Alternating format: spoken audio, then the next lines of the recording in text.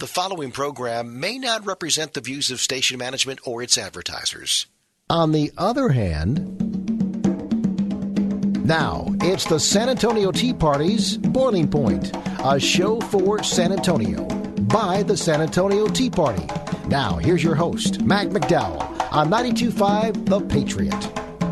Good morning, ladies and gentlemen. Yes, it's another installment of The Boiling Point. I am your host, Mac McDowell. We're broadcasting live from downtown San Antonio, and in the studio with me, in his very colorful Aloha shirt, is Kirk Harrison. All good. Glad to be here. We have a heck of a show for you today. We're going to hear from a gentleman that knew the young Barack Obama. We're also going to hear from Representative Lyle Larson and Representative John Garza, and then we're going to hear from the Texas Public Policy Foundation on some very interesting issues. Now, I know that there are some folks out there that take exception when I refer to the president as Comrade President Barack Hussein Obama. I do this because I have the belief that the man, in his very core set of values, is a communist. I do not believe that he is a Muslim. I believe that he is an atheist. Because one of the reasons I say that is because he believes in abortion, and that is against Sharia law. So there are some inconsistencies if you try and put the Muslim tag on him. But if you take a look at him from a Marxist, Leninist, communist point of view, he makes a great deal of sense. None of his policies seem to be inconsistent with that.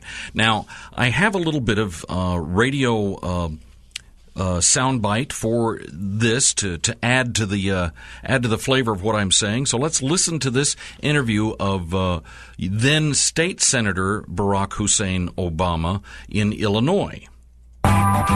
Good morning and welcome to Odyssey on WBEZ Chicago 91.5 FM. And we're joined by Barack Obama, who is Illinois State Senator from the 13th District and a senior lecturer in the law school at the University of Chicago. You know, if you look at the victories and failures of the civil rights movement and its litigation strategy in the court, I think where it succeeded was to vest formal rights in previously dispossessed peoples, so that I would now have the right to vote. I would now be able to sit at a lunch counter and order, and as long as I could pay for it, I'd be okay.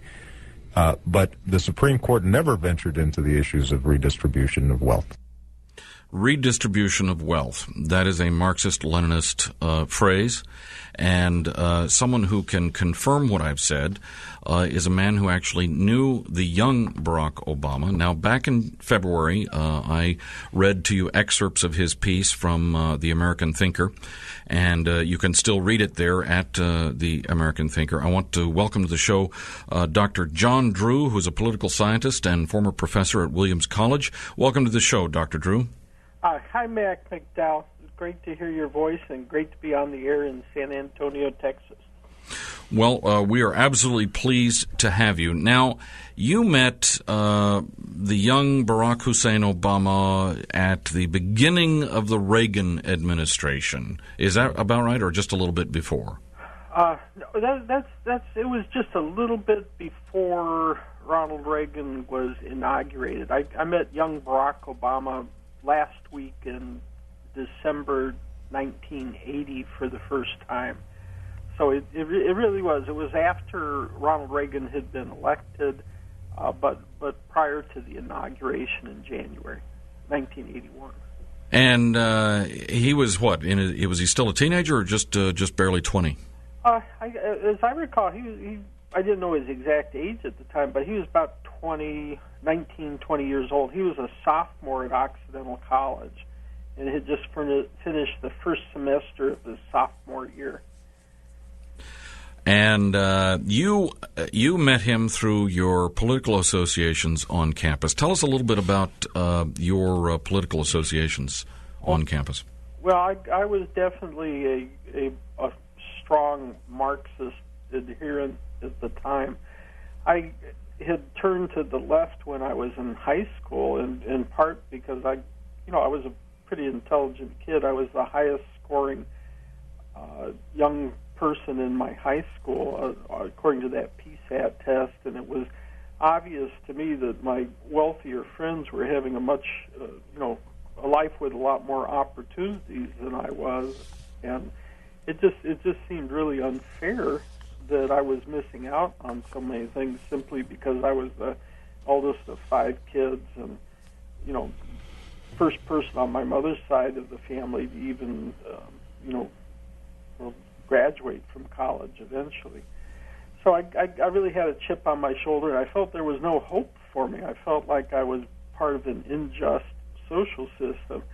And when I went to Occidental College, there were a lot of people there who were happy to tell me that my perspective was exactly right and that I was being screwed by growing up poor in America. And it really was unfair, and it was wrong. And, there was a history of people who had sought to do things like redistribute the wealth in order to make things more fair for guys like me. I started the Marxist Student Association on campus in 1976, but I called it the Political Awareness Fellowship because I didn't want people to be scared off by the Marxist terminology. So that was one of my first things to do in campus politics. And then I spent my junior year studying at the University of Sussex, where I studied Marxist economics. I came back to California, and I did my undergraduate thesis at Occidental College on Marxist economics, and I was very involved in the anti-apartheid campaign at Occidental, and I hung out with the most extremist ideological students on the campus, including my girlfriend at the time, Caroline Boss. And basically, by the time young Barack Obama was a sophomore at Occidental College, my girlfriend was running the Democrat Socialist Alliance on campus, and she's the one who met and befriended young Barack Obama and then introduced me to him at her parents' house up in the Portola Valley area up in San Francisco. Mm-hmm. And what was your impression? And so she met him through her political activities. Is that correct? Yeah, Barack Obama had been active in the Democrat Socialist Alliance, attending their meetings and helping organize their efforts to embarrass the trustees and administration in terms of their investments in South Africa. So Barack Obama was a member, basically, of the Democratic Socialist Alliance. And the real strong connection, apparently, was also that they were taking classes together, political theory classes, from Professor Roger Boucher, who was the top political theorist in the political science department at Occidental College. And then later, I got to know Roger Boucher pretty well. He and I both taught at Williams College in Massachusetts later on in the 1980s. So I'm pretty deeply involved with the figures who are mentioned in Barack Obama's book Dreams from My Father.